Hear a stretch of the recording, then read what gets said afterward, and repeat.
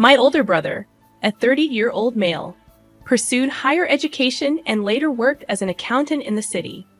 Meanwhile, I, a 27-year-old male, started working for my dad as a plumber at the age of 15. I attended college to obtain qualifications in plumbing and gas.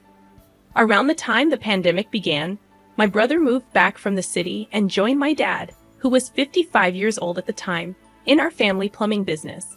Unfortunately, my dad's health had deteriorated due to asbestosis, rendering him unable to work effectively. Despite his declining health, he continued to work alongside me on Fridays, even though I had taken over the business operations for the past 2 years. During the pandemic, we faced challenges initially, but we managed to bounce back. We expanded our business, now operating 50 vans, each with 1 qualified and 1 trainee plumber. However, last month, my dad announced his decision to step down from the business due to his health. To my dismay, he handed over the business to my brother and asked me to relinquish my role as the acting CEO. This decision deeply upset me, especially considering my long-standing dedication to the business. In the beginning, it was just my dad and me, as my brother had no interest in joining the family business, dismissing it as unworthy of his time. Now he was suddenly the boss, despite lacking knowledge of our trade. I confronted my dad about his choice, but he justified it by pointing out my brother's family responsibilities and university education. Many of our employees were also unhappy with this decision, expressing their intention to leave if I did. Faced with this situation, I decided to leave the family business and start my own. Despite the hurtful messages and criticisms I received, I expressed gratitude to those who supported me. My plan was to reach out to our large clients, hoping to take over projects that had been postponed due to the pandemic. I'd also had the support of 20 colleagues willing to work with me. With my savings from the past 12 years, I believed I had enough to start my own business and stand on my own feet. Despite the challenges, I was determined to make my new venture successful, although I couldn't help feeling guilty about competing with my family. You shouldn't have to endure this injustice. They not only took the business away from you, but also from all the loyal employees who don't want to work under an inexperienced CEO. It's not just about you, Hall. It's about everyone affected by this decision. Your father could have split the business 50-50, with your brother handling the accounting side and you managing production. I would suggest offering this solution to your father. If he refuses, I would advise cutting all contact and blocking relatives. In your shoes, I would start my own business and never look back. Your brother turned his back on the family business while you poured your heart and soul into building it. Honestly, I thought your brother's return would unite us all into one big family company. It's heartbreaking that your father allowed this to happen, especially the significant pay cut you had to endure. This clearly shows how he values you compared to your brother. I am truly sorry for what you're going through. I hope you find the strength to run your brother's business out of the market. Thank you for your support. The most difficult part is that my brother agreed to the pay cut. I was still earning a decent wage, but it felt like a betrayal. I'd always believed my father would divide the business between us, not leave me on the sidelines after everything I did to build it. Now for an update. I want to make it clear that I don't intend to start a business with the purpose of destroying my brother. Despite my anger, I've invested almost 13 years in this business, and I don't want to see anyone lose their job or witness the downfall of the company. It's currently 5 a.m. in England, and your support has been invaluable. I plan to talk to my father around 8 a.m. I'll take him out for breakfast to have an honest conversation. I'm not sure if I'll get the answers I seek, but I love my family and want my future kids to know them. I'll update you all after today's events. Second update. As I mentioned in one of the comments, I believe my family has found my post, and they confirmed it this morning when I arrived at my parents' house. My mom greeted me with tear-streaked eyes, and my dad and I went out for breakfast to talk. He didn't utter a word during the drive there. Upon our arrival, and then again on the way back, he asked if we could pull over to talk. It was the first time I had ever seen my dad cry. When I confronted him, asking why he had done this to me, he confessed he didn't know.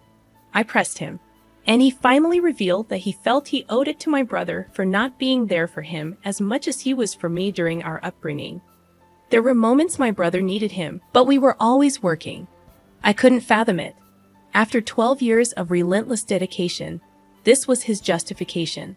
I told my father that I had invested half my life working for the business, and now he was sidelining me just because my brother had returned. It hurt me in ways I couldn't express.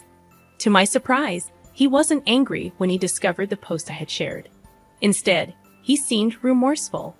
He admitted that my mother was devastated after reading the comments about how badly they had treated me. She believed I would never talk to them again. My dad acknowledged that he should have split the business between us, realizing that it would require both of us to keep progressing.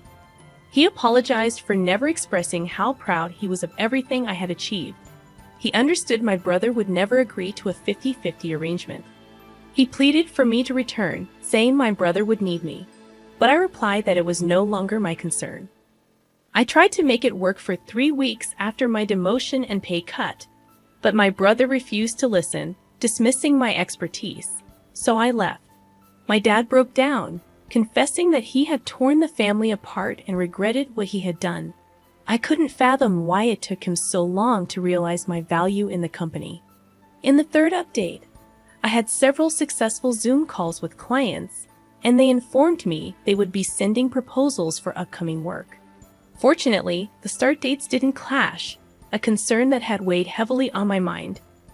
3 of my experienced colleagues had left my previous workplace and chose to join me voluntarily, an affirmation that touched me deeply. At this point, I had everything I needed to start my new business, 3 vans, and the tools I had amassed over the years. Then, my father called and invited me over for dinner.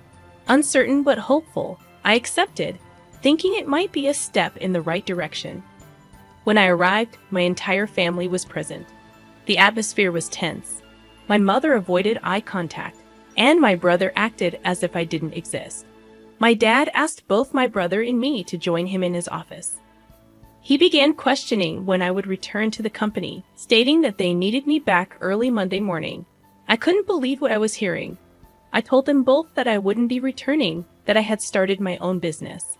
I questioned my brother, asking what he meant by we, considering he was the one who had been given the business.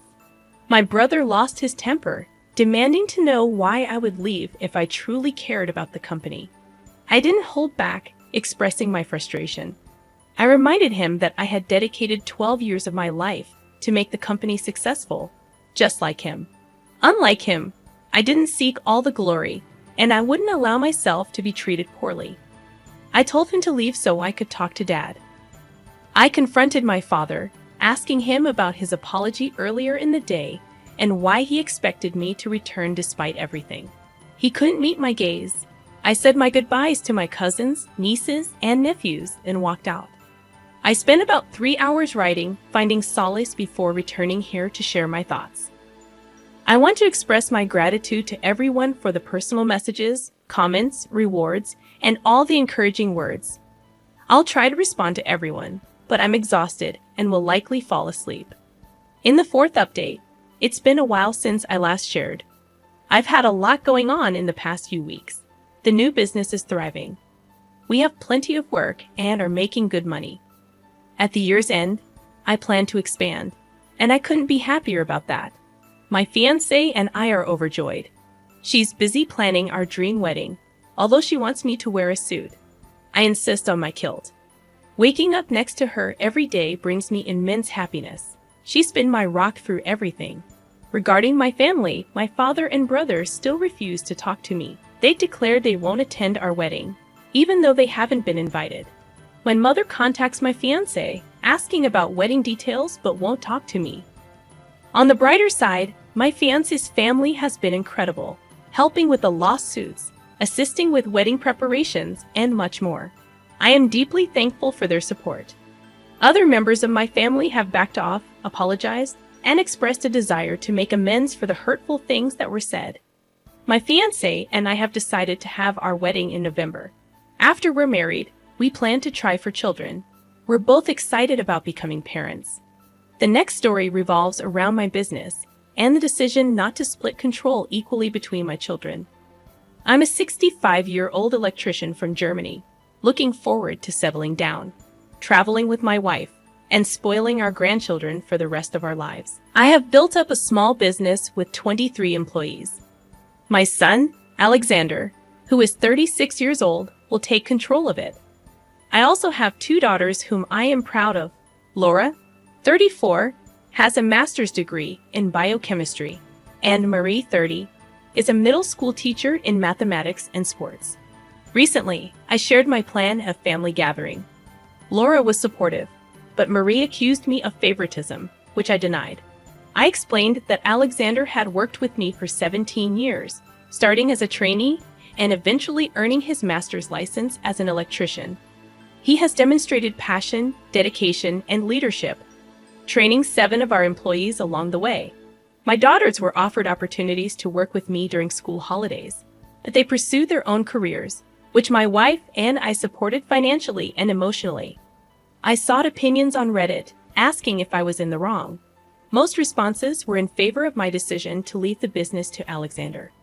People pointed out that hard work should be rewarded, emphasizing that he had invested his time and energy in the business and had helped make it successful. They agreed that leaving the business to him was a way to ensure stability for our employees and their families. Additionally, they acknowledged that it was my business and my money, and I had the right to decide who should inherit it. German law might have different views, but the consensus was that my choice was justifiable. In this situation, it's crucial for your uncle and cousins to consult a lawyer, as there might be legal costs involved in compensating his other children when he decides to pass the company to only one child. It's not being in a hole, it's just practical business sense. Marie may lack experience in this industry or running a business, which makes your son, Alexander, the most qualified candidate, given his 17 years of dedicated work with you. Marie's bitterness appears to stem more from Alexander's close relationship with you than from the handover of the business. It's worth considering that both Marie and Alexander had equal opportunities. They could have chosen to pursue a career as an electrician, but only Alexander followed through. It's unfair for Marie to resent the situation based on her own choices. As for your last story, about your inheritance, you're not the a-hole for not splitting your inheritance equally with your cousins. Your paternal grandmas will specify the distribution of her money among her grandchildren, not anticipating the number of children your dad and uncle would have. Your parents are right in asserting that it's your money, and you should be the one to decide how to handle it after gaining access to it. The accusations of selfishness are unwarranted, especially considering the unique circumstances that led to the uneven distribution. Your upbringing and your parents' financial decisions are entirely unrelated to the situation at hand. I had to buy my own car, while my cousins had theirs bought for them by their parents. My dad's aunt constantly fueled my uncle's belief that my dad was the favorite child, which left my uncle resentful. He now uses the fact that I'm receiving more money to support that idea. I refuse to split the money because it's rightfully mine. The inheritance was meant for the children of my dad, and it's not my fault that my parents had only one child. My parents taught me financial responsibility, and I plan to put most of the money into a lifetime ISA. I intend to use some of it to travel after university and invest the rest wisely. I'm not planning on squandering it all in one go.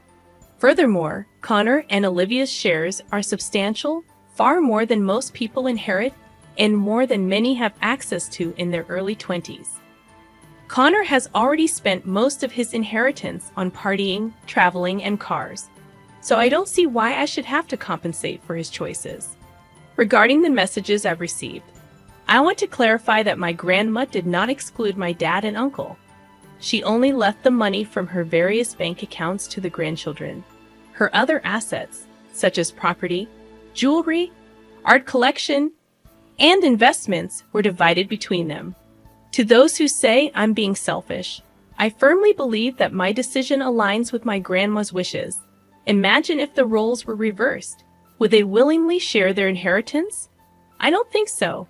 This is a fair, but not equal, situation. My grandmother was fair by splitting the money 50-50 between her son's descendants. It's their entitlement and not a matter of greed. Anyone questioning it can express their concerns at her grave.